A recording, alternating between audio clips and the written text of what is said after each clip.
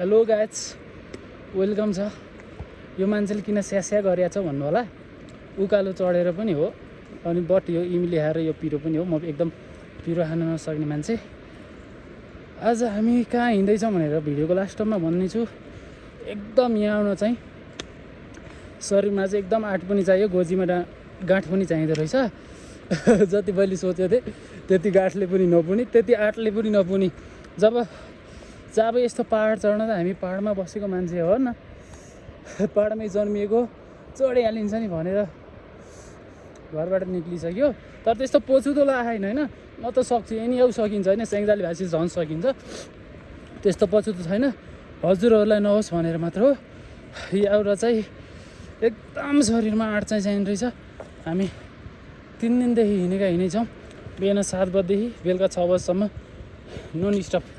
खाना खाने 1 घन्टा रेस्ट हो, त्यसपछि हिँडे हो। हजुरहरू पनि एकदम हेल्दी हुनुहुन्छ भने आउनु होला।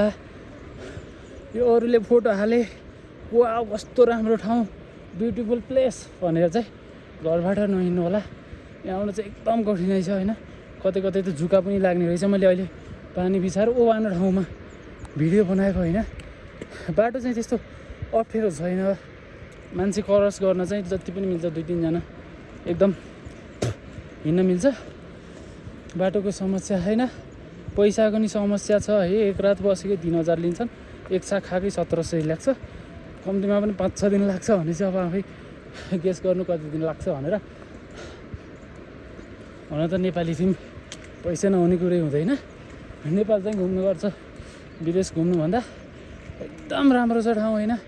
यस्तो छ विदेशबाट पनि आउन छ। मैले सोध्छु है त ल कुन कन्ट्रीबाट आउन रहेछ। What you from?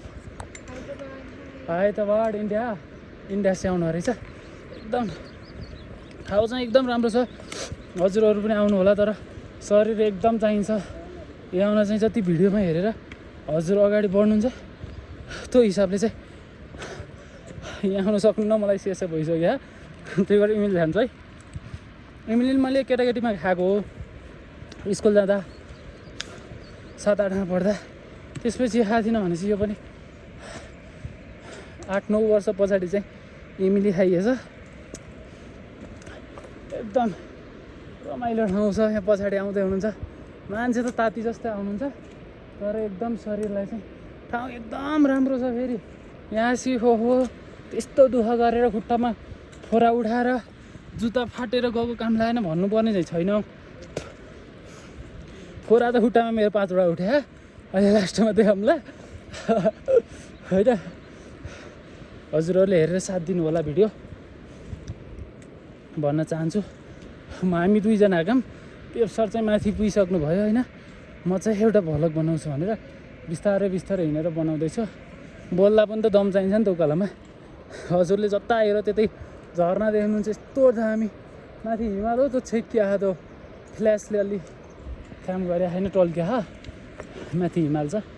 त्यो हिउँको पानी हो, त्यो कुनै मुहारको पानी होइन, मुहानको पानी होइन। भोलि लटपट्टि होला।